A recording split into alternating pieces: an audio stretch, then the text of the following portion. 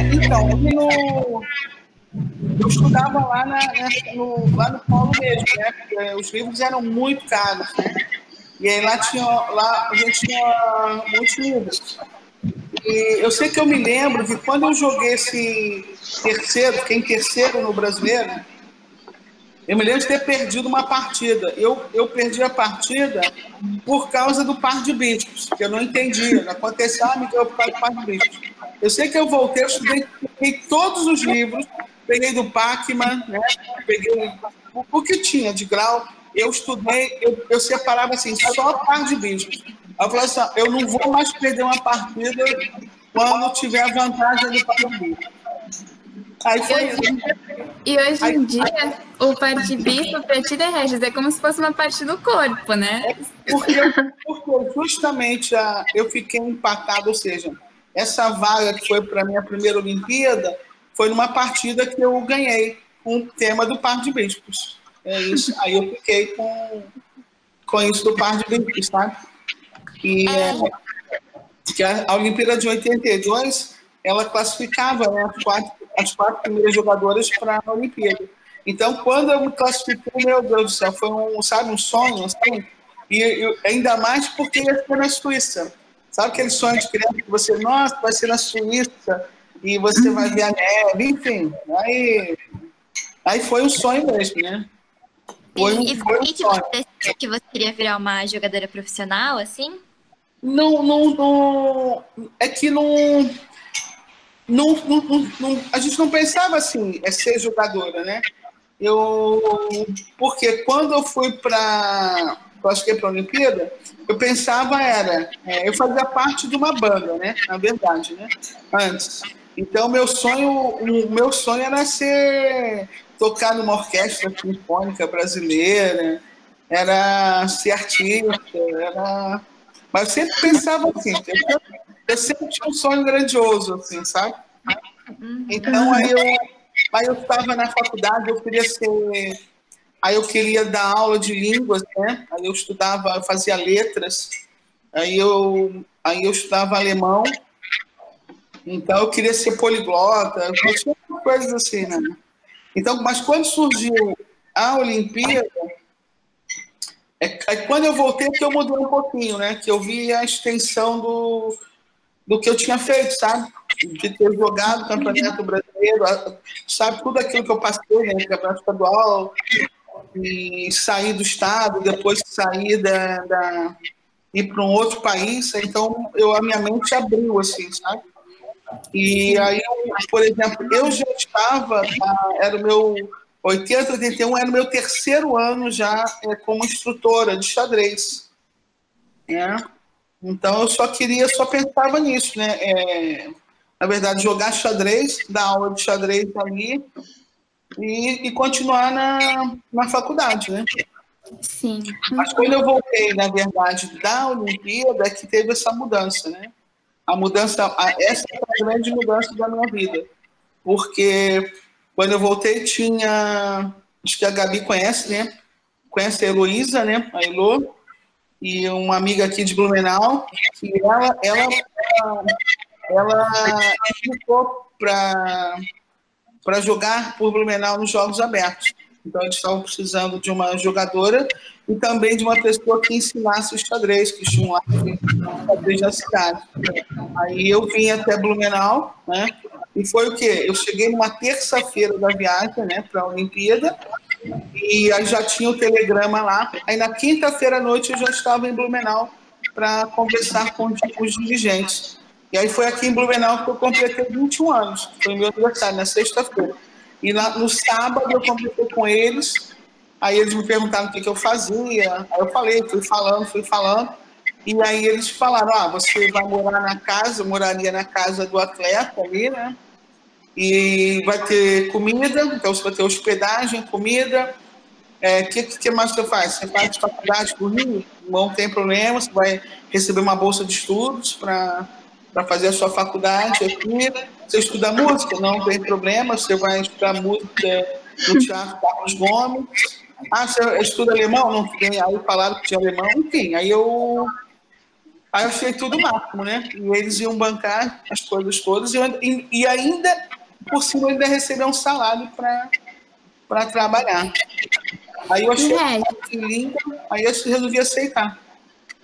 Sim. Ótimo, né? Ali, no início e até hoje, né? Mas começou ali com a admiração no Mequinho, né? Ele que te inspirou de início. E depois de você jogar algumas Olimpíadas, depois de ganhar alguns brasileiros, surgiu mais alguma jogadora, um jogador que você admirava muito, assim? Tinha como inspiração ou a parte do jogo? Olha só, o que eu fazia mais quando eu estudava era estudar partidas, né? Então, o primeiro livro que eu li de partidas, assim, foi o livro do Smyslov. Você sabe muito bem, né? Partidas selecionadas do Smyslov. Sim. E aí o pessoal lá gostava muito da finais, né? E os meus amigos de lá também. Então, aí veio aquela primeira admiração mesmo, que ainda hoje eu falo bastante, é o Capablanca. Então, eu via só os finais do Capablanca e Capablanca.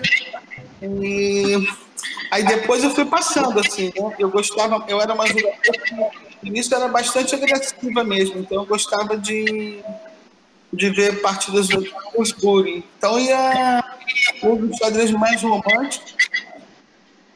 Depois, não dá para falar ainda das grandes jogadoras, porque eu não conhecia ainda, sabe? Mesmo na minha primeira Olimpíada, eu só levei muita pancada, né? Mas aí você sabia que tinha a Gapridasvili, né? Foi campeã do mundo, a Chiburdanitz. Aí você via como pessoas muito longe, sabe? E porque naquela época não tinha tanto material, sabe? Já não eram tão acessíveis. Revistas, por exemplo, era para quem podia assinar, né? Então, às vezes, no início, não tinha, assim, jogadoras, né, para você se espelhar, porque não chegava material, não tinha material. Mais tarde é que foram surgindo, né? Depois da Budanitz, depois de ir para a Olimpíada, mais vezes aí surgiram as fenômenos, né?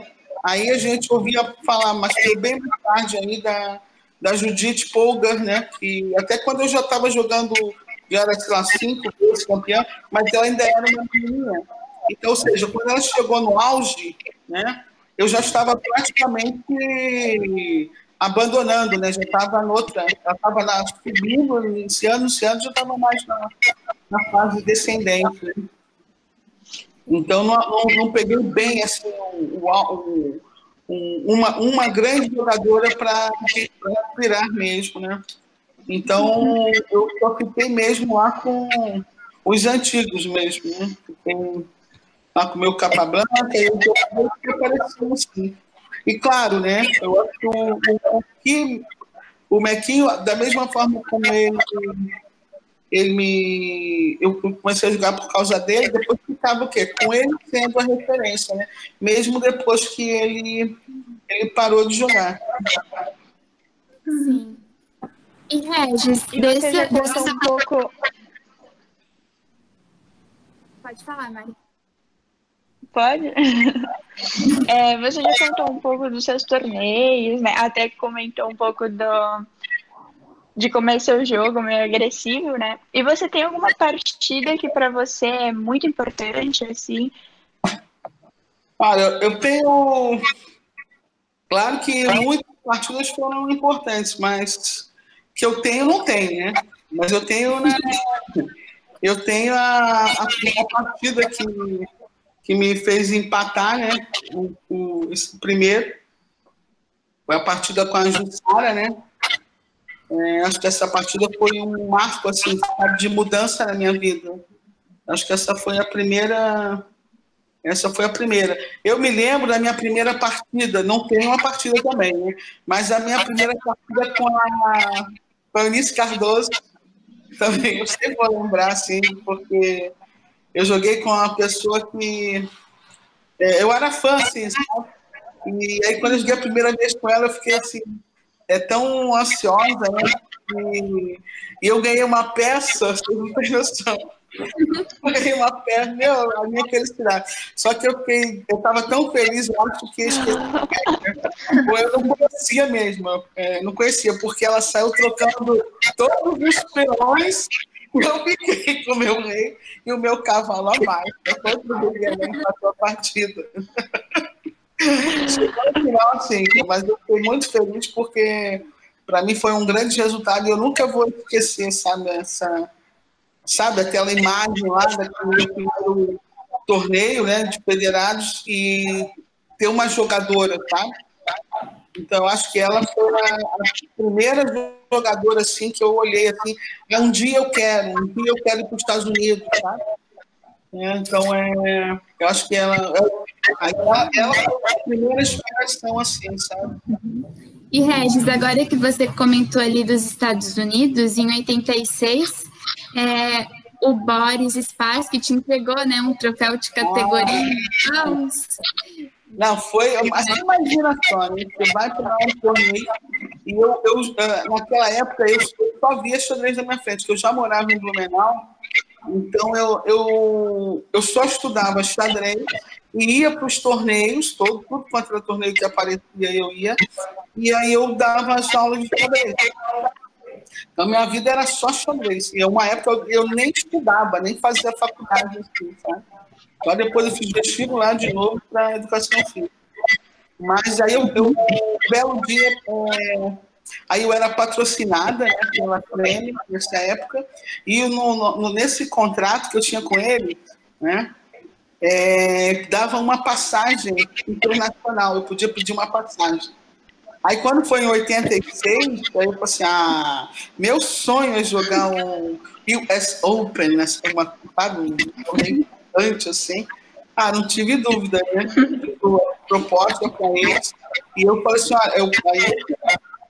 eu fui lá me aventurar lá nos Estados Unidos, e aí eu ganhei a categoria, meu rating era abaixo de 2000, aí eu joguei a categoria até 2000, né? E aí eu joguei bem, ganhei a categoria, foi um espetáculo, né? E o torneio é misto, né? Os torneios lá são por rating. Aí tinha rate 1.600, 1.800, 2.000, 2.200 e um Open, né? Sim. E aí o Spassky, eu já conhecia, né? Não de conversar assim, mas da Olimpíada. Né? Da Olimpíada, porque ele era muito amigo muito amigo do Anderson. O Wolf Anderson sempre me deu uma força na Olimpíada, assim. E aí eu fui para lá e ele me reconheceu da Olimpíada, a última que eu tinha ido, ele me reconheceu, ele estava jogando e foi até o Christiansen que ganhou, acho que ele ficou em segundo. E aí, na hora da premiação, né, ele veio me dar o troféu bonito, me lembro. Foi um momento, assim, emocionante, né? Emocionante. Aí, quando eu voltei... Não, foi. E porque muita gente veio me cumprimentar também, né? Eu, brasileiro. Ainda cheguei a ouvir assim, brasileira, mulher e negra ainda, ganhando o torneio dos Estados Unidos lá, né?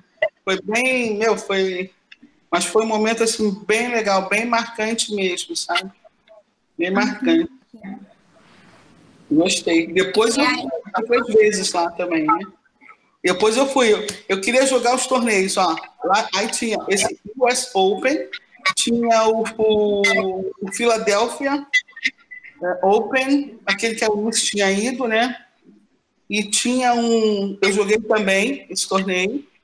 Tinha um que era o Las Vegas Open, eu ganhei a categoria num outro ano, tá? Mas eu ganhei a categoria do 2000 também, e o mais incrível, eu fiquei em 19º, assim, e eram 35 do lado, eram, sei lá, mais de 200 participantes, alguma coisa assim. E eu só me lembro que na última rodada, eu caí numa posição do diagrama do livro. Eu estava estudando, então, um diagrama. Aí você é nova, vocês sabem como é que funciona, né? Cai no diagrama, vocês sabem tudo daquela posição. Né? Aí é um mestre internacional, assim. E aí, pronto, aí eu ganhei o prêmio, né? Meus dólares. E aí foi também bem legal. E joguei também algumas vezes, duas vezes, acho. O New York Open também, que é um torneio bem tradicional, assim, em março, abril. Aí eu fui umas 2 vezes lá para jogar. E a outra vez eu fui jogar um torneio, que é o torneio que eu conto para os meus alunos, olha, você sabe o que é fazer rock pequeno nos torneios, né? Sabe o que é fazer rock grande num torneio, né? Agora, sabe quantas vezes eu perdi nesse torneio que eu joguei? 7 vezes seguidas. 7 ou 8, alguma coisa assim. Eu sei que eu jogava e levava para trás. Eu perdia e vinha alguém mais forte para jogar comigo. Porque, olha só, ia ter que lá para fazer, né? Enfim, aí foi isso. Uma outra vez que eu fui jogar lá, eu consegui perder. Até nesse torneio a Judith Polgar estava jogando. Ela era pequenininha. Devia ter ali. Eu não vinha, já era um cara. Eu resolvi jogar. Olha o que eu fiz. Eu joguei o Open e joguei o torneio de categoria. Que aí o torneio de categoria era separado. Aí eu me inscrevi no torneio principal e no torneio da categoria. E eles eram em andares diferentes. Dando simultânea. Na segunda partida eu estava mais subir escadas, né? Nossa, foi essa a minha grande loucura, assim. Mas fui jogar, mas foi bem legal. Uhum. E você participou ali durante, né, sua carreira de 10 Olimpíadas. E teve uma que foi que você mais destacou, né? A de 92, que você foi medalha de bronze. Então, essa foi a que você tem mais carinho, assim, que você considera que foi a melhor Olimpíada que você participou? Eu acho que a primeira é sempre a primeira, né? A primeira é a primeira por causa do sonho. Mas na primeira tem uma cena também que eu acho que é bem viva em mim. Eu ao lado do... Não tinha foto, não tinha nem mais. Naquela época não tinha condições de ter uma máquina fotográfica, né?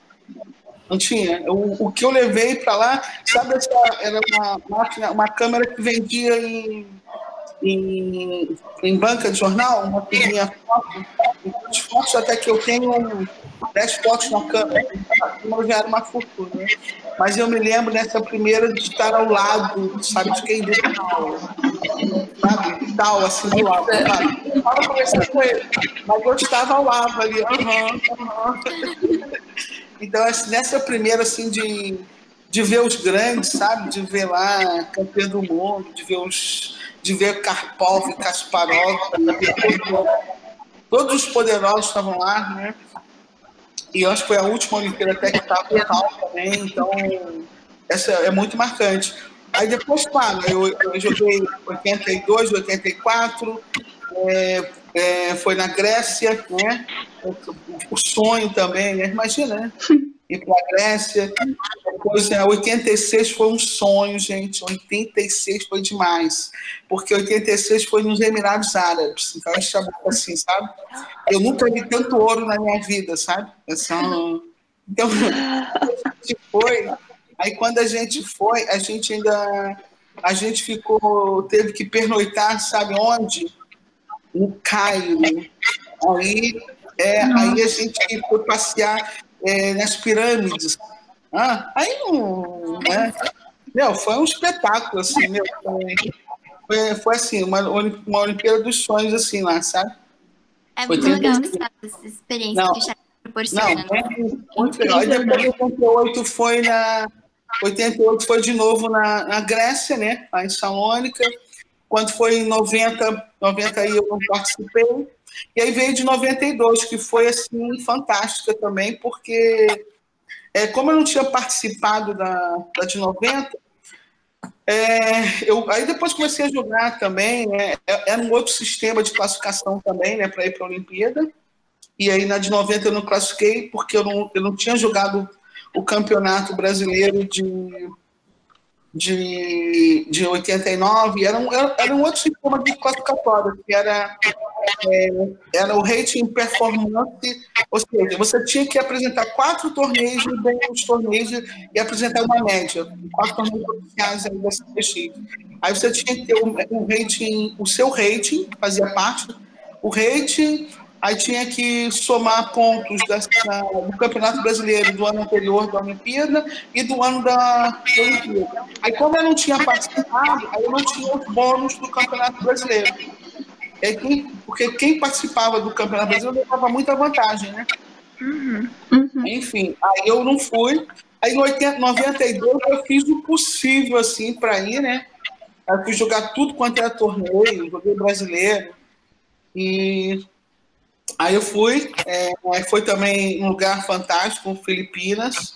Foi uma Olimpíada dos Sonhos também, porque a gente teve que pernoitar em Hong Kong. Ai, muito legal. E nessa Olimpíada eu estava assim, eu me lembro que a gente ficou no hotel em Manila, que era já tinha sido um dos 10 maiores do mundo, 10 melhores do mundo. Era um hotel enorme, era muito quente. Aí eu fui jogando, né? E aí fui, de repente, ganhando, ganhei 3 seguidas. Aí, na última rodada, estava numa posição que, se eu ganhasse, eu ficaria com a medalha de bronze no terceiro campeonato. Aí eu joguei e ganhei, né? Então, essa também é para ser uma partida que é uma partida histórica, sabe? Sim. Uma partida dessa Olimpíada de 92 na última rodada. E a de 94 também foi uma Olimpíada muito marcante, tá? Porque foi em Moscou. Mais uma Olimpíada, assim, incrível, sabe? E lá, imagine, quando a gente estudava, o Parque Bloco em Moscou, né? Pensava em passear pelo metrô, né? Sabe? É bem de filme mesmo, né? Então, a gente ficou no hotel, no Cosmo, que era em frente ao Parque Bloco. Olha só, né? Só que lá foi a Olimpíada mais frio. Lá a gente chegou, acho que 13 abaixo de 0, né? Nossa. Então, foi uma Olimpíada muito fria também, né? Mas foi... E eu tive uma situação de que, por pouco, eu não ganhei a medalha também, tá? Eu fiquei em 5º. Então, eu tive uma partida decisiva aqui, mas eu não consegui ganhar. Né? Aí eu fiz o 7,5, mas eu perdi no critério de empate online. E foi uma marcante. Aí, então, essas foram... Aí depois foi, né, cara? Aí, depois dessa de Moscou, já estava mais... aí, 96 não joguei, 98 não joguei. Aí, quando foi... Aí, foi uma outra Olimpíada histórica, assim, sabe? Eu joguei mal para burro, né? Mas o lugar era muito legal, gente. Era em Istambul. Você imagina, vinha aquela coisa da história. Qual é a cidade, né? Qual é a cidade europeia que está em 2 continentes? Então, você sempre quis conhecer, né? Aquela cidade, imagina. Então, é uma cidade histórica, né?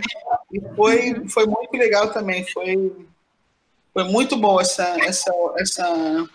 a Olimpíada. Só que não acertei, né? E na Olimpíada, a Olimpíada é um torneio que é muito duro, sabe? É um torneio que, de repente, você pode... É que você joga com jogadores muito fortes. Dependendo do tabuleiro, você só apanha mesmo, né? Jogando o primeiro tabuleiro, sai de uma, vem uma mais forte, porque não dá, né? É muito difícil, sabe? Regis, e alguma partida sua da Olimpíada chegou a ser adiada? Sim. Acho que a minha mais longa foi de Olimpíada, né? A minha partida mais longa foi de uma Olimpíada. Adiou... eu joguei 7 horas, né? Nossa. Mas perdi. joguei. Foi no finalzinho, não teve jeito. Foi 7 horas de jogo. Né? Eu perdi. Mas ainda joguei nesse tempo, né? Ainda joguei Olimpíada nesse tempo ainda que se suspendia a partida. Né? Mas é isso, participar de Olimpíada é um sonho, né? equipe, sabe? Jogar em equipe e aquela coisa de subir, descer tabuleiro. E não é fácil jogar, sabe? Uhum. Não é fácil. Quem sabe algum dia, né? Porque hoje em dia está difícil classificar, né? Logo, logo vocês estarão lá. Mas é um sonho mesmo. Você também contou um pouco sobre o seu primeiro torneio, que você era única menina, assim.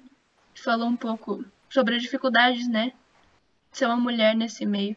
Então, você acha que, tipo, desde a época que você começou a jogar, houve alguma mudança, não só em relação ao nível das jogadoras, a quantidade de mulheres, que eu acho que aumentou também, mas também como a sociedade encara o xadrez feminino hoje em dia?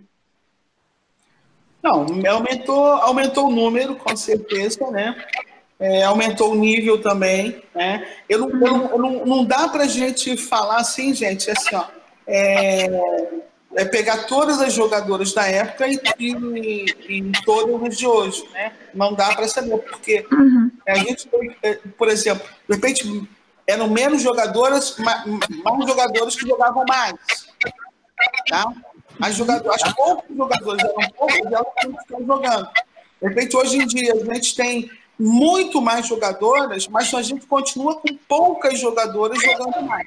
Sim. Tá? Então, isso é uma coisa que a gente tem que trabalhar, né? A gente ter mais jogadoras jogando mais. De repente, é melhor ter mais jogadoras jogando mais, e aí vai melhorar o nível no conjunto, do que ter as poucas jogadoras de sempre melhorando. Então, acho que a gente tem que brigar para que aumentar a média, né? Então, a gente tem que aumentar a média de força das jogadoras.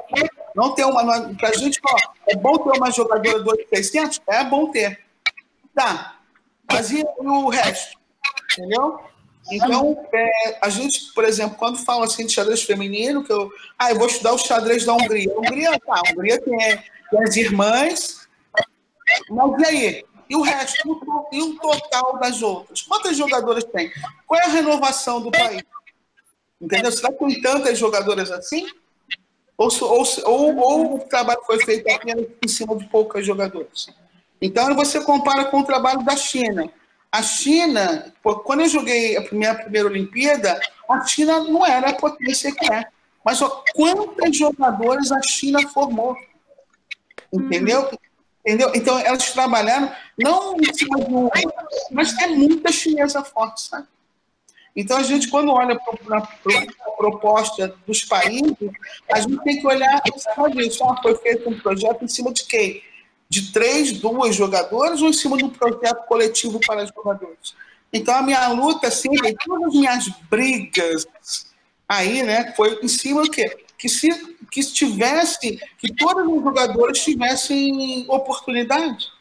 Então, todas as vezes mesmo na primeira vez que eu fui até a CBX, falei, esse que vocês vão usar vai atrasar o desenvolvimento do xadrez por pelo menos 10 anos. Por quê? É um sistema que vai privilegiar as jogadoras que já têm todas as oportunidades. Nós temos que dar a chance para uma grande maioria ter a chance de ir para uma primeira Olimpíada, como o que aconteceu comigo.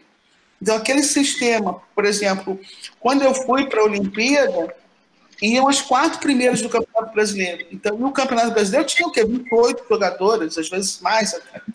Quando foi feito o sistema que era esse com um outro critério, rating performance, mais aquelas somas todas, privilegiava quem? As jogadoras que já tinham rating alto, as jogadoras que já tinham condições financeiras de participar, e as outras não iam ter chance, porque não podiam jogar mais torneios, entendeu? Mas eram jogadoras muito boas. Então, a gente ficou um bom tempo indo para a Olimpíada, onde éramos só nós jogadores, éramos eu, Jussara e Joana, entenderam? Então, eu falei, não, eu acho que tinha que mudar. E na hora que eles mudaram, né? E na hora que o mudou o critério, também foi uma hora que começou a ter mudança, né? Começou a ter mudança. As jogadoras tiveram mais chances. As jogadoras de categoria também. Tem chance. E hoje está melhor ainda aí, né? A gente tem que melhorar o sistema, né? O sistema para ir, né? quanto mais jogadoras indo para a Olimpíada, aumenta o leque, né? Aí a motivação é maior também para jogar uma final de campeonato brasileiro, né? Então, a gente tem que aumentar o número de jogadores que têm a oportunidade de representar o Brasil nos eventos, né? Antigamente, por exemplo, mais jogadoras participavam do Pan-Americano, né? Então, a gente tem que aumentar esse número. Mais jogadores têm que ir para o Pan-Americano, mais jogadoras têm que ir para o Continental, para o feminino. Poucas jogadoras brasileiras vão para os eventos. Isso é verdade, né? Veja o sul-americano feminino, o juvenil, todos de quantas jogadoras vão, né? Então, a gente tem que aumentar, né? Principalmente no Continental. O nosso jornal, quem vai jogar? Poucas, ou não vai, né? E aí não segue na sequência para ir para o Campeonato do Mundo. A gente tem que ter uma representação maior, sabe? De brasileiras em eventos internacionais. Mas agora também, eu acho, pessoalmente, que antigamente as jogadoras tinham mais condições de participar, sabe? Pelo menos eu falei para vocês que aquele meu primeiro brasileiro tinha hospedagem e alimentação. Todas as jogadoras tinham hospedagem e alimentação. E quando não, o organizador arranjava um alojamento muito bom, né? Aí era mais fácil jogar. Agora não, para você jogar um campeonato, ou mesmo um campeonato de categoria, você paga, fica pagando. É caro, tá? Sim. É caro. Muito Então, caro. né? Então, mesmo assim, os campeonatos mundiais de categoria, mas a gente não evoluiu no sentido de que os campeões das categorias têm que bancar a passagem. Antigamente, por exemplo, ia mais o que uma confederação conseguia, dava um jeito de conseguir, ou um patrocinador, ou dar um jeito de mandar o seu representante. Então, a gente tem que chegar num nível que as instituições têm que enviar seus representantes. Isso é o meu primeiro, né? Para que a gente tenha mais representação em eventos internacionais. Aí a gente amplia. A gente vê que os outros países estão aí mandando seus campeões e o Brasil não vai, né? Vai ver o Mundial que foi agora há pouco tempo de categoria. Não tinha brasileiro lá em tantas categorias. Então, são conquistas que a gente tem que ir. Senão a gente fica para trás. Tá? Então, o resto do mundo andou nisso e a gente ainda está engatinhando ainda, né? De ter mesmo representante nos eventos. E o ter representante, aí vem aqui, porque chega lá, vai apanhar. Não vai ter nível, não vai ter força para enfrentar lá todos os outros. Que fique em último. Mas o país tem que mandar o seu representante, porque, de qualquer forma, mesmo em último, ele é como é que chama? O nosso representante, e ele é o espelho para muitos outros. Entendeu? Então fica uma referência. A Gabi foi lá no Brasileiro, lá no Mundial ficou em último. No ano seguinte, alguém quer ir. Não, eu não vou ficar em último, eu vou ficar em penúltimo. E a gente vai avançando, sabe? Então não tem isso de que por causa de nível. Tem que participar e pronto. Que muitas vezes com mais oportunidades aparecem melhores jogadores, né? Claro, e tudo em cima de motivação. Sim. Eu voltava da Olimpíada pilhada. Eu voltava dos torneios assim, qualquer torneio, eu voltava assim, ainda volto, né, na verdade, né? Eu volto, sabe, querendo mais. E aí, mas uma coisa foi bastante marcante a partir da Olimpíada de 2000, em Istambul, é porque aí eles começaram a fazer exposições de material, sabe? Nessa Olimpíada foi quando eu comecei a comprar muito material. E porque quando eu ia para os Estados Unidos, eu comprava livros de xadrez para dar aula, sabe? E aí nessa Olimpíada foi onde eu comprei, me lembro até hoje que eu comprei os steps, né? Então eu começava toda a Olimpíada e comprar material para formar a biblioteca para poder dar aula para os meus alunos também. Então a Olimpíada sempre foi marcante que isso também, você ia e você trazia material e você acabava o quê? Compartilhando esse material com outros jogadores também, né? Porque hoje vocês têm a facilidade de ter tanto livro por aí, né? Ou então pega na internet e encomenda, né? Mas naquele tempo não tinha, né? Além de ser muito caro, não tinha assim, ó. Então o material estava sempre para poucos, né? E às vezes tinha jogador que emprestava, né? Ou não, enfim, mas era mais difícil o acesso ao material. E hoje tem a internet, né? Hoje realmente mudou, né? É a internet, mais todos esses softwares, então é mais tranquilo, né? Mas ainda falta o quê? Tem que ter persistência mesmo, muita força de vontade. Sim. E outra coisa de orientação, por exemplo, eu não tive mesmo. Eu não tive ninguém para chegar, como eu queria, né? Um técnico vai chegar, Regina, separa isso, prepara assim, assar. Ao contrário, né? Tive todos os técnicos contra mim nesse período todo, né? E algumas jogadoras já tinham um técnico e eu nunca tive, né? Então faz bastante diferença, assim. Sim. Tinha que jogar lá, né? Jogar como os russos, jogar como os cubanos, duros, e os chineses, tudo pedra, né? Eu cheguei a jogar uma partida. Aí a chinesa, eu falo de vez em quando para os meus alunos, né? Os chineses, ele escolheu uma linha que vai dar mate bonita, coisa e tal, ou entrar num finalzinho que tem um peãozinho a mais que vai lá. O da beleza ou da praticidade? Ele vai lá, aquele que é mais duro, matemático, lá, simplifica tudo, entra numa vantagem no final e no final. Nada de beleza, né? E eles são duros ali, né? Então, Sim. Outro dia mesmo eu disse numa entrevista que a gente ainda tem muito poucos torneios. Muito poucos torneios. Enquanto você vai jogar na Europa, né? Você vai jogar um torneio que tem 9 rodadas, e você vai jogar pelo menos 8 rodadas, onde leva assim, partidas muito duras. Mas você está jogando um torneio aqui, um torneio de 7 rodadas, aí quantas partidas de fato você vai jogar 4 partidas no máximo? Entendeu? Você não joga 7 partidas duras, tá? Né? Então faz diferença assim, quando você joga torneios que são torneios que, como a Gabriel jogou o Mundial, né? Foi avisado, quando joga o Mundial de categoria, olha, você pode estar com 3 erros, mas você sabe que vai pegar uma pedreira depois. O tempo inteiro, não tem folga. Então, quando você joga torneios assim, você vai ficando, você enrijece mesmo, você aprende que cada partida você tem que jogar duro, né? A gente precisa mais torneios onde joga um campeonato. Por exemplo, você quando joga uma categoria hoje, você tem pelo menos 3 ou 4 jogadores que são... Para você ganhar, você vai ter que superar esses 4 jogadores, então é um torneio que ele vai te deixar mais forte, sabe? Então a gente tem que aumentar, é isso que eu estou falando para vocês, aumentar no corpo, entendeu? Se você tem um torneio que só tem um jogador que está acima de todos os outros, você já sabe que ele é o favorito, né? Então aí você também fica, pois é, né? E aí? Né? Você fica...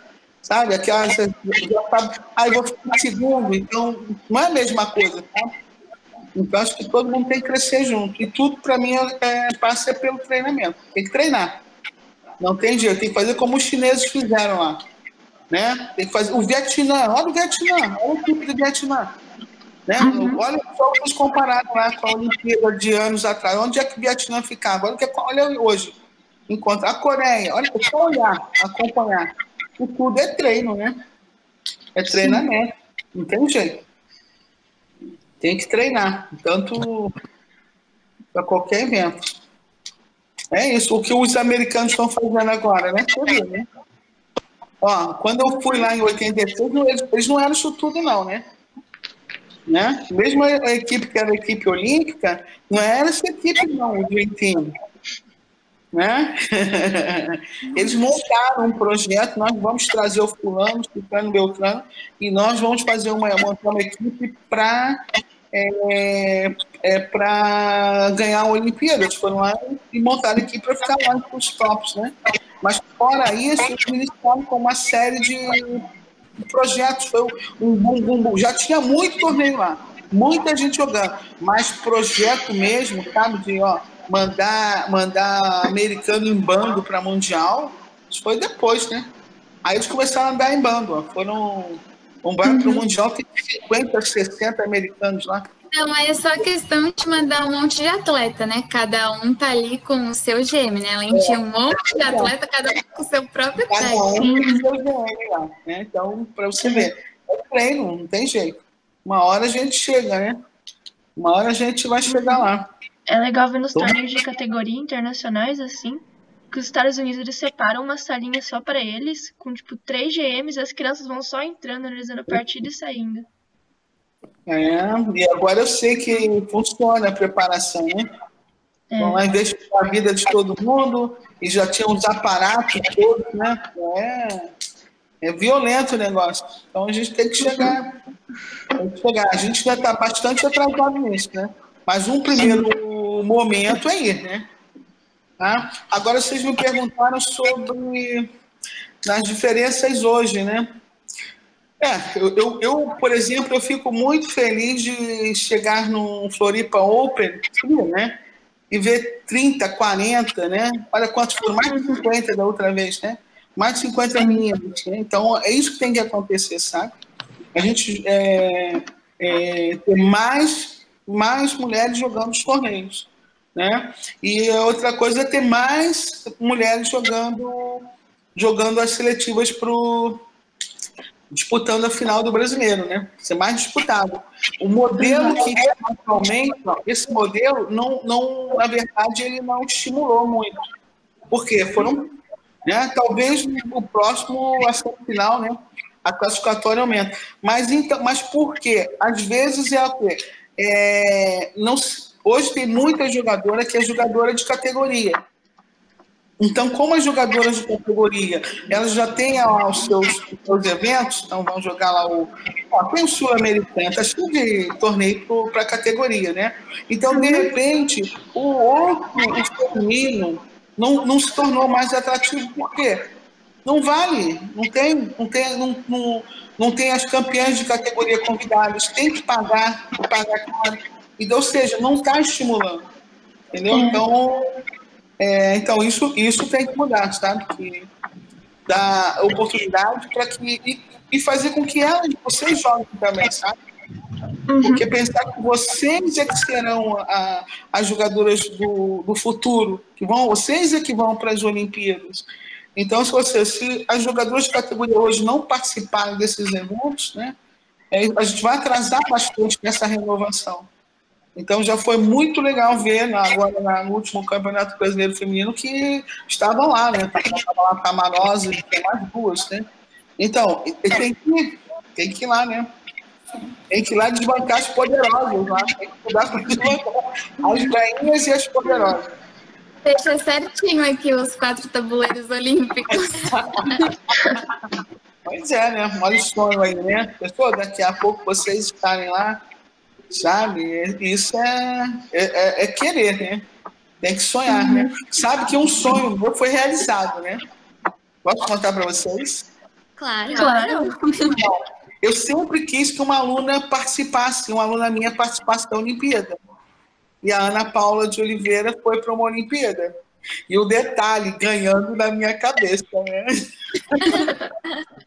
Foi na última, perdi para ela. Nossa, eu não sabia se eu metia minha cabeça no buraco ou se eu pulava de alegria, né? Foi uma disputa assim, direta, né?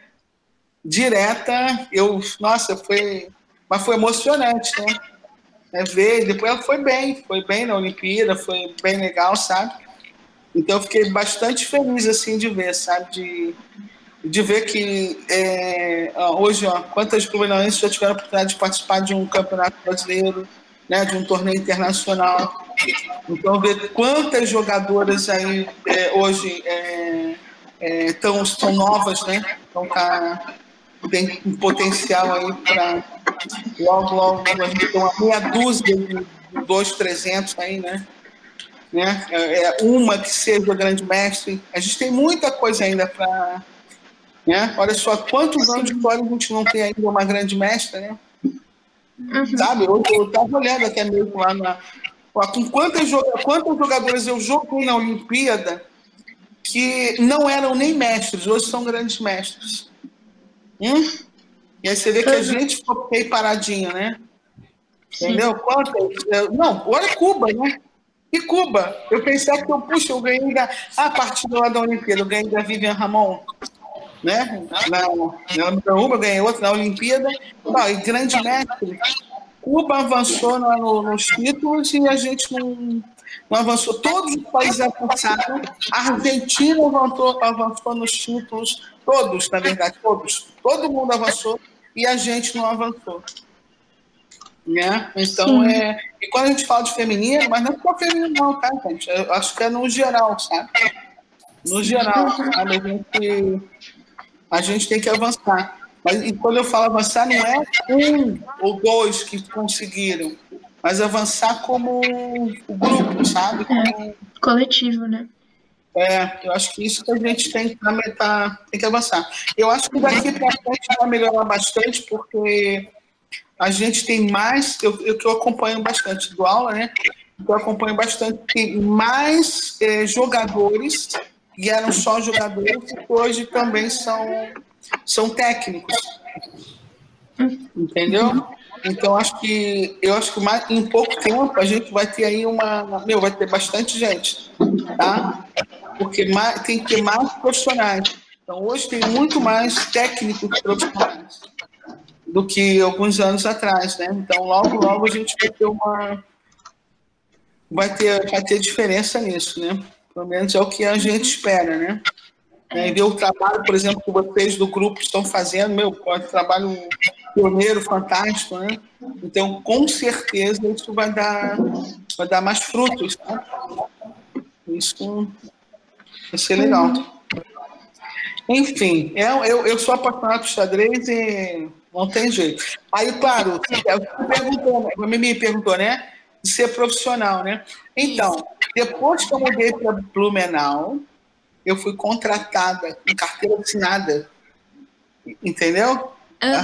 Aula de xadrez. Eu, pessoalmente, acho que eu sou a única que é aposentada dando aula de xadrez. Entendeu? Porque a minha vida inteira eu só dei aula de xadrez. O meu único trabalho, eu tive um trabalho quando eu tinha 17 anos, né? Que eu arrumei lá, abri um jornal, né? E procurei lá eu fui lá e me candidatei e me aceitaram por 2 meses de experiência, né? Que era auditório. Eu fazia molde para aparelhos, né? Para surdez. E aí esse foi o único trabalho que eu tive lá na minha carteira, assim, mas só 2 meses. Depois eu falei assim, nunca mais, né? Eu vou dar aula de xadrez. E aí eu comecei também a dar aula lá no projeto, né? Da iniciação esportiva, e aí só xadrez, né? Então, ou seja, mas não é profissional de xadrez, sim, mas dando aula, né? Para viver de torneio também não é possível, né? Eu acho que ninguém nunca conseguiu, na verdade, né? Ou ganhou torneio e acabou dando alguma palestra, né? Mas de qualquer forma o motivo é xadrez, né? Então, se for para considerar como motivo xadrez, a minha vida inteira foi... Acho que eu sou uma das poucas até, né? Que tem uma vida inteira só para xadrez mesmo, né? Ou é dando aula, ou escrevendo, ou é jogando, né? Então, hoje eu dou mais aula do que eu jogo mesmo, né? Sim. Mas então eu sou profissional de xadrez. Espero continuar assim. Só voltando um pouquinho, lá no início você comentou da Helenita Hoffmann, né? Ela apoiava ela não tinha resultados muito expressivos, mas ela apoiava o xadrez feminino, isso? Foi uma época em que ela era diretora do xadrez da CBX, né? Então, ela fazia todos os contatos de organização. Né? Então, ela é uma pessoa muito importante, porque ela conversava com as cidades para organizar, mas ela buscava os apoiadores para bancarem os jogadores. Então, por exemplo, quantas vezes eu vi ele ajudar jogadoras que não tinham condições. Então, quando eu fui jogar o brasileiro esse de 82, né, ela conseguiu passagem, né? Então, ela dava Ela conseguia, ou ela conseguia de um jeito com verba da CBX, ou ela conseguia verba lá da Federação do Rio. Eu sei que ela, o pessoal, mas ela sempre dava um jeito de ajudar as jogadoras, sabe? Ela estava sempre ajudando. Então foi eu sempre senti muita falta de ter uma pessoa assim como ela para cuidar, né? Para cuidar de que o hotel fosse um hotel decente, que todos os jogadores chegassem lá. Por exemplo, ela sempre providenciou transporte da própria rodoviária da cidade para as jogadoras, sabe? Eu nunca teve que chegar numa rodoviária e ir sozinha, sabe? Tinha sempre alguém lá para cuidar. Então ela era a diretora, sabe? Então ela cuidava. Olha, ela é muito, muito cuidadosa mesmo com as jogadoras, né? Então, quantos torneios, muito legal. Grande Helenita Hoffmann. A gente ainda precisa de diretoras aí assim. Agora a gente tem aqui, vamos ver, né? Vamos ver um departamento feminino dentro de uma federação, né? Então, quem sabe uma hora não surge um departamento feminino dentro de uma confederação, né? Seria ótimo. Antes que vocês me perguntem sobre se eu sou fã. Eu sou fã da Judith, vi muitas partidas dela. Eu acho que ela é espelho para tantas e tantas jogadoras. Mas eu disse mesmo numa entrevista outro dia que mas para representar o xadrez feminino, torneio feminino, não é ela que representa, porque ela nunca participou ela não teve uma vida de coaching, então ela não sabe nem o que significa jogar um evento feminino. Entendeu? Então, como representante do torneio feminino, eu sou mais a irmã dela, que é campeã do mundo, jogou torneios e tem projeto para estimular o xadrez feminino. Então, eu sou muito mais fã nesse sentido, né, da irmã dela do que dela mesmo, entendeu? Ela para mim, é um fenômeno. Então, é um maior concurso. Você se espelhar para você ser uma grande jogadora mulher. Mas para o xadrez feminino, ela não... Torneios que eu digo, sabe? É melhorar as condições para que as mulheres joguem os torneios femininos. E a mulher premiativa... você jogar como um fenômeno, mas a grande maioria não é fenômeno, né? Então a gente tem que buscar espaço para todas, né? Entendeu? Não buscar para uma. Então, por exemplo, às vezes tem política aí política das instituições de mandar, manda lá uma, ou vou mandar a campeã brasileira lá para... Aí é sempre a mesma campeã, o que acontece? Aquela mesma campeã vai para tudo quanto é evento. Mas cadê o grupo, entendeu? Então, não dá renovação, entendeu? Então, porque a campeã, ela é um fenômeno. Então, a gente tem que mandar a campeã, mas a gente tem que fazer com que mais jogadoras jogam, para a gente aproximar essas diferenças. Mesmo sendo a campeã, nem assim às vezes vai, né? Por ali, falta de incentivo, enfim. Então, quando a irmã dela, por exemplo, montou uma escola para estimular o xadrez feminino, olha só, olha quantas tiveram oportunidade de bolsa, quantas, sabe? Então, isso é legal. Então, é isso que a gente trabalha para o grupo todo, né? E que apareçam mais fenômenos também, óbvio, né? Sim. A gente quer mesmo que ver mais mulheres no top. Uma jogadora que eu sou muito fã é a Rio Fã. Entendeu? Ela jogou todos os torneios femininos possíveis e joga lá. Chegou no nível de força. Por quê? Por causa de treinamento também, né? De treinamento. Entendeu? Então, e aí vai fazer outras coisas da vida também, né? Isso é legal também, né? Claro. Então, que legal também, sabe? Mas deixou uma marca, mas olha quantas outras chinesas tem também, né? Meu Deus do céu, também, né? Então, aí é legal ver. Aí é bom acompanhar o que está acontecendo no mundo. Né? Ver as pequenininhas, a equipe russa lá, né? Aquelas pequenininhas que estavam no Mundial e hoje estão aí poderosas, né? Elas estavam no Mundial de categoria. E hoje estão aí, super grandes mestres. É treinamento, gente. Tem que treinar. Pois é. Regi, sei que agora, atualmente, você tem um projeto que é o Mesh, né? Então, você quer falar um pouco dele, assim, no que consiste? Então, a minha vida toda foi sempre... Eu sempre pensei em projeto, né? Ou seja, tem que trabalhar para a comunidade. Né? Até mesmo, eu tive a oportunidade de ficar nos Estados Unidos, de morar lá, né? Mas o que me move? Me move o próximo. Um amigo meu uma vez perguntou: Regina, primeiro você tem que... Quem é você? Você se vê como? Você trabalha. Você é uma pessoa que é voltada exclusivamente para a família?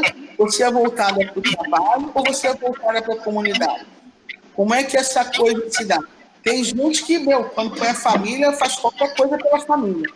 Tem gente que não, se é para fazer um trabalho voluntário, faz daqui para o outro lado do mundo. E tem gente que entra, ela e é pronto, né? É só ela que existe. Então, primeiro você tem que ver o que você quer. Então, se você quer ser grande mestre, você tem que aproveitar a oportunidade e sair daqui. Por exemplo, vai morar nos Estados Unidos, vai morar na Europa, vai investir em você. Né? Então, eu cheguei uma época, quando eu estava em Blumenau, e aí eu tinha vindo por causa da comunidade, então eu dava aula. Então, nesse momento, eu realmente fiquei em dúvida, né? Então, eu preferi para a comunidade. Eu tinha que completar a minha missão. E aí, eu sempre fiz isso através de projetos, né? Então, eu comecei lá o projeto do Cebal, o projeto da Literatura, o projeto da Ana Selvi, né? O projeto das Bigozinhas. Aí, de repente, então, mexe. Né? Porque com todos esses anos de experiência, pensei, já organizei eventos, já joguei, já dei aula, já fui patrocinada, já, entendeu? Puxo apoiadores. Então, e sou jogadora de uma instituição também. Sim. Então, o que a gente tem que fazer? A gente tem que juntar as pessoas todas, né? E tem os amigos que estão apaixonados, né? Tem as famílias. A gente tem que procurar juntar todo mundo. Então, o MESH justamente é um movimento educacional, onde a gente tenta o quê? Eu busco um apoiador, sabe? Apoio. Eu consigo. Se você tem uma camiseta, a camiseta vai ser bem-vinda, né? Se a família, você vai contar com você é voluntário, também você vai ser bem-vindo. Então, todos são bem-vindos numa construção que é coletiva, uma construção para todos, né? Então, no ano passado, o que a gente fez? As famílias, os trabalhadores tinham alguma dificuldade para ir para o evento. A gente junta todo mundo, a gente vai fechar, vai ver um transporte que facilita, né? E como está em grupo, fica mais fácil achar um apoiador, para diminuir o custo da passagem, a gente vai para o hotel, a gente pode negociar, entendeu? A gente vai em grupos, um vai ajudando o outro, então a gente tem que fazer um movimento, né, que é cooperativo, né? Então, esse movimento cooperativo é que faz com que todo mundo cresça. Então, essa é a proposta do MESH, né, que de que todos sejam colaboradores num comum, né, um projeto comum, que é elevar o nível, né, a oportunidade para que as crianças possam ir para um campeonato brasileiro, né? Então, ela pode ir para o campeonato brasileiro com melhores condições, né? Então, essa é a ideia do MESH. Fora aí, que é muito legal, que tem professores, todo mundo que entra em contato, através do material, se aparece o PDF para mim, ou se tem alguma indicação, a gente dá esse suporte também, né? De orientar o professor, né? Então, agora mesmo, esse curso online lá, que foi iniciado, não, parceria com o MESH, a gente vai fazer com o maior prazer. O que eu puder fazer para ajudar, a gente vai fazer. E aí a gente vai buscando o quê? Os voluntários, né? Entendeu? Aí, quando também para um projeto que é coletivo, é mais fácil a gente conseguir os voluntários. Aí todo mundo ganha, né? Todo mundo cresce junto à frente.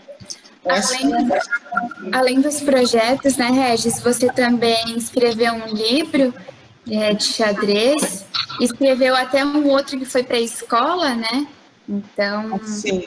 Então, o primeiro livro ali, ele é fruto também de um projeto, né? A gente já estava com o projeto Ceval ali há 5 anos, né? E foi mesmo um boom, né? A gente saiu de um número de 200 a 300 participantes nos Jogos da Primavera em Blumenau para mais de 1.000 participantes. Porque a gente procurou, através do projeto, organizar um circuito onde ninguém pagava. Ainda ganhava camiseta, ganhava sorteio de boné, ganhava, brinde, medalha bonita. Tudo, sabe, mais fácil, sabe? E uma divulgação, aí muita gente participava, se interessou. Aí oficina para professores, tá? Envio de material para ajudar, aí acaba fomentando, isso acaba fomentando a prática do jogo, né?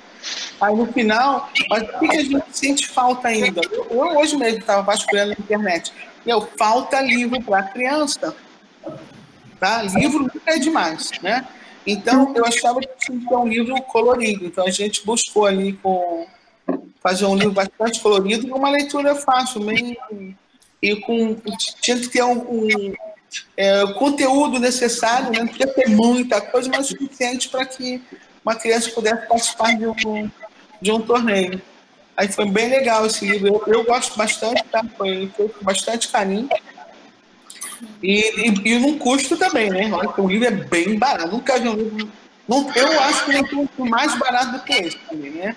E aí depois veio os livros do Bom Jesus também, né? Que também foi uma outra proposta muito legal. Eles têm xadrez no bilíngue. Então a gente dá aula em inglês, aula de xadrez em inglês. E aí eles têm o próprio material, né? Aí tem os livros, aí tem um livro em português e tem em inglês. Né? Então, hoje é mais fácil, você sabe que tanto livro em inglês para já é tão normal você ler, mas você imagina ter um livro de iniciação em inglês, já dentro da própria escola, todo mundo começando. Mas o mais importante é a conquista do mercado. Eu acho que a gente tem que buscar conquistar os editores, as editoras, entendeu? Para que mais livros de xadrez sejam publicados. É isso que a gente precisa. Né? E mostrar que tem mercado, né? E mostrar que jogador de xadrez. Acho que todo mundo compra livro de xadrez. Olha quantos livros de iniciantes eu tenho, quantos livros do mesmo tema eu tenho, sabe? E toda vez que eu vejo um livro, a gente vai lá e compra. É um mercado bom. Então a gente tem que ter mais autores, né? Uma coisa assim que eu vejo sempre assim, ó, eu espero ver ainda mais do que não tenha. A gente vai estudar o final de torno. O final de torno não é fácil, né? Tá certo? Mas qual é o final de torno? Isso que tem para criança. Qual é o livro de final de torres, uma linguagem, um formato de maturidade para uma criança? Você conhece algum? Geralmente os livros são muito técnicos, muito, sabe, um monte de coisa. Então, o que eu defendo? Eu defendo que haja mais livros técnicos, mas com o quê? Num nível de maturidade para uma criança de 7, de 8 anos. Então, entendeu? Ou seja, porque tem muita criança de 7 anos que, meu Deus, que joga muito. Então, mas você imagina um livro mais fantasioso, entendeu? Assim, com personagens, contando. Eu não vou adorar. Não sentido assim. Questão de livros são muito técnicos, um livro mais de adulto, sabe? Para isso que E Regis, só para a gente aí quase finalizar, você tem mais ou menos uma ideia de quantas meninas, de quantas blusinhas passaram por você? Quantas meninas têm que casar com essa camisa? Teve um ano que a gente fez, no nosso cadastro de blusinhas, a gente tinha umas 300 blusinhas, sabe? A gente fazia, na última vez que a gente fez a seletiva, eram 160 meninas. E aí a gente fazia a seletiva e aí a gente pegava 30. Entendeu? Aí eles selecionavam 30 para iniciar o treinamento, né? Mas o grande legal do grupo blumenauense é que elas sempre foram assim, ó, de escolas diferentes. Né? Eu acho que o trabalho foi legal também isso. As blusinhas não ficaram, por exemplo, concentradas na escola particular. Entendeu? Elas são de várias escolas, então a gente conseguiu dar essa dimensão de atingir a cidade, sabe? Sim. Mas eu acho que teve um ano que a gente fez 200 camisetas, né? 200 camisetas. E aí, claro, as blusinhas que são as que competem são as blusinhas que são 6 de honestos, 6 de joguinhos e 6 de jogos abertos, né? Então, imagina se tivesse, né, uma Regina Ribeiro em cada estado do Brasil, né? Então, seria popular xadrez feminino. Realmente, seria ótimo. Projetos, esse trabalho que a Regina faz, né? Então, olha só, eu acredito o seguinte, tá? Como eu trabalho com as meninas, com as pequenas, tá? Então eu estou agora, a Gabi sabe, né? Que as meninas de 8 anos, elas não querem ter aula com os meninos. Elas querem ter aula com as meninas. Sim. E eles, por sua vez, eles também querem ter aula com o grupo deles. Né? E ainda porque, quando junta, eles não têm paciência. Entendeu? Eles ficam pressionando, às vezes ficam fazendo bullying, entendeu? Não entende o lance de espera lá de cada uma, sabe? Né? Enfim. Então, naturalmente tem que respeitar isso. Sempre foi que... E a outra coisa, eles não entendem lá né, Gabi, do estimular a inteligência, né? Eles não entendem que as meninas gostam de falar também. Elas gostam de... Não. Mas, né? Então, entre nós, isso não vai perder a qualidade do treino. Sim. Entendeu? Mas cada um tem no momento. Então, eles gostam muito daquelas brincadeiras lá, tem uma época das brincadeiras que eles gostam de ficar batendo, não é? Gostam de ficar... E aí, quando tem menina, às vezes nem diferenciam, eles querem também fazer a mesma coisa, acham que é a mesma coisa. Eles querem ficar, às vezes, ficam dos palavrões, não querem nem saber, entendeu? Então, tem um lado bom que vem todo mundo igual, mas não é igual. Entendeu?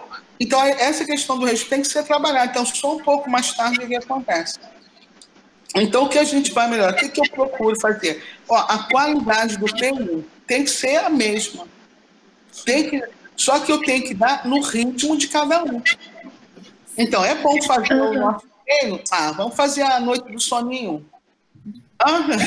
E treinar, não é legal? Enfim, a gente tem que usar os motivos que as meninas gostam de se reunir. Aí é legal também. Tem um momento também que é o momento de todos estarem juntos. Esse é o momento, quando é que é esse momento? É o momento que é equipe. É o momento onde a gente sobe o quê? Rendimento. Cada um já tem uma maturidade maior. Entendeu? Então, o professor tem que ter esse entendimento. A hora que junta, a hora que separa. Entendeu? Mas sabe que na hora que está lá no grupo, é junto, é equipe, é rendimento, é xadrez, então tem que fazer essas diferenças. Mas eu acho que seria legal ter movimentos do tipo do feminino, né? Para fomentar. Eu acho que é legal. Sim. Motiva bastante. E eu só vou dizer uma coisa para vocês. Olha as amigas que eu tenho, gente. Da onde que elas vieram? Se não tem torneio feminino, olha quanto torneio feminino que eu joguei, olha só as amigas. Né? Quantas amizades que são fomentadas a partir de torneios. E torneios femininos, porque mesmo você, às vezes, jogando um torneio que é misto, você não tem contato com os jogadores. Quantas vezes eu joguei com vocês? Um torneio, que vocês jogaram um torneio abertão. Mas eu nunca conversei com ninguém. Porque às vezes a gente não tem essa oportunidade. Mas nos torneios, todos os torneios, olha quantas amizades se formam quando você joga um torneio, que é um torneio feminino. Isso é para a vida inteira, né? Vida, meus amigas. Você e a Joara, né? Nossa, que são muitas. Juliana Camada, a BD, a Regina também. Regina, quantos campeonatos, né? De amizade de 30, de 40 anos. E não acontece o mesmo quando você joga torneio misto. Qual é a amiga que eu tenho de que eu jogou torneio misto? Eu nem me lembro. Que eu conheci num torneio, sabe? Entendeu? Então o torneio também é para isso, para dar suporte. Claro. Sabe? Quando você joga torneio de xadrez, você sabe como é que é. É duro, você compreende, não é fácil, né? Enfim. Nós temos, então, uma última pergunta para você, que eu acho que é a mais especial. Que mensagem você deixaria para todas as meninas que assistirem a essa entrevista? Que mensagem você gostaria de passar para elas? Primeiro, o que você tem que acreditar. Em o quê? Sonha e acredita. Então, um dia eu sonhei que eu queria entrar para a orquestra sinfônica, né? Então, eu ensaiava lá com o meu trompete, né? Imagina o trompete sonhando. Então, eu me dedicava ali, sabe? Claro, depois você pode ver que a vida pode não te encaminhar para ali, mas você está dando o seu melhor, sabe? Então, quando você tem uma meta, estabelece uma meta, as coisas conspiram. Então, eu penso assim, o dia que eu vi lá a dama de vermelho lá, eu sonhei um dia jogar um campeonato, um dia ir para Filadélfia jogar um torneio. Entendeu? E as coisas vão conspirando. Então, primeira coisa passa por você querer alguma coisa, sabe? Agora, segundo, você tem que lutar para isso. Então, se quer ser campeão brasileiro, você sabe que vai ter que estudar, cantar as horas, que não vai cair do céu. Você sabe que vai tem que preparar. Tá? Você tem que se preparar psicologicamente também. Tá? Porque às vezes eu falo, né? Você pode se preparar, estudar e não ganhar. O fato de você estudar não quer dizer que você vai ganhar. Você vai ter uma condição melhor para você chegar lá e lutar. Tá? Você tem que ser persistente e resiliente também. Entendeu? Tem que chegar lá, não, é isso que eu quero. Mas essa construção que tem que deixar você feliz. Tá? Então, o que me deixou mais feliz... tudo bem, cheguei lá, foi muito legal estar lá na Olimpíada, mas esse processo todo, tá? Foi legal, sabe? Eu descobri eu me superar sempre, sabe? Eu sabia que eu podia... Como aquela minha primeira conquista de dormir fora de casa, sabe? Eu sabia que eu podia enfrentar. Eu não tinha feito coisa errada, eu estava tranquila, sabe? Eu fiz por uma boa causa. Então, você acreditar mesmo, né? Acreditar que você pode também. Né? Acho que isso é legal. E se cercar de pessoas boas, né? Também, né? Estudar. E jogar e ser feliz, né? Porque xadrez xadrez é para a vida toda, né? Eu tô aqui, eu posso contar a força lá das poderosas, né? Geral Moreira, né? Então não tem a força, mas eu fico feliz em saber que a gente tem essa construção, tá? Que é o bem para todo mundo fica feliz, sabe? Então, quando o próximo conquista, eu me sinto feliz também. Eu me sinto feliz vendo partidas, às vezes eu vou comprar a partida lá do Magnus Carlsen, que ele está jogando, ou então ver partida, eu gosto de ver partida do Ricardo, sabe? Lá, porque os que eu vi também, eu vi pequenininhos, né? Então, olhar e ver, sabe? Então, é legal, você curte. Então, o xadrez também é isso. Outra coisa que eu acho muito legal do xadrez é que o xadrez, ele é uma obra que é conjunta. Cada partida sua, não é você sozinho, é você com o outro. Então, para ser uma coisa maravilhosa, né, o outro tem que ser teu colaborador também. Então, você nota que o teu adversário, quer dizer, a coisa diversa não é uma coisa ruim. É uma coisa que faz você melhorar, sabe? Então, quando você encontra a diversidade pelo caminho, pensa que você está crescendo, tá? São problemas, são coisas boas para você melhorar sempre. Né? Então, quando eu penso assim, xadrez faz você melhorar sempre. Mesmo quando com as derrotas, mesmo quando você vê que pessoas não têm atitudes, assim, lá, as mais nobres, tá? Mas tudo você está evoluindo, sabe? Tudo você está aprendendo. Então, essa ideia, talvez, de que você pode usar esses princípios todos para qualquer coisa, sabe? Isso é que me fascina, sabe? Poder fazer esse paralelo de xadrez com qualquer outra área. A Mimi está ali, daqui a pouco vai fazer a faculdade, vai fazer medicina, E você vai poder levar isso para a tua vida, sabe? Essa resiliência, essa persistência, sabe? Você queria fazer o melhor. Então, isso, sabe? De ser uma obra, ser feliz por uma escolha sua, sabe? Isso te anima, isso é fantástico. E o xadrez dá isso, sabe? E a outra coisa importante no xadrez é a questão da... Quando você começa a jogar xadrez, pelo menos aconteceu comigo, eu me senti parte de alguma coisa. Sabe quando você, né, sente parte de algo? Então, imagina você sentir parte de uma construção que é milenar. Olha que legal, né? Então, eu estou na história, sabe? Eu faço parte de alguma coisa. Isso não importa quem você é, sabe? Você faz parte. E você carrega isso em seu consciente. Não importa você sabe que está construindo uma história bonita. E que é referência para outras pessoas também, sabe? E é única. Isso que é mais legal, sabe? Isso é bonito. Eu gosto dessa parte também do xadrez, dessa grande família, sabe? Então, meninas, entrem nessa grande família mesmo, né? Que ainda por cima é o lema da Federação Internacional, né? Gênio nós somos uma grande família. E quantas vezes isso já me ajudou bastante, né? Os causos da vida, né? Ficar hospedado na casa das pessoas, né? Chegar lá no interior da Alemanha, não ter onde ficar e de repente aparecer uma boa alma. Né? Você joga xadrez. Legal, né? Então, sabe, existe uma certa cumplicidade entre os jogadores, né? Desse apoio.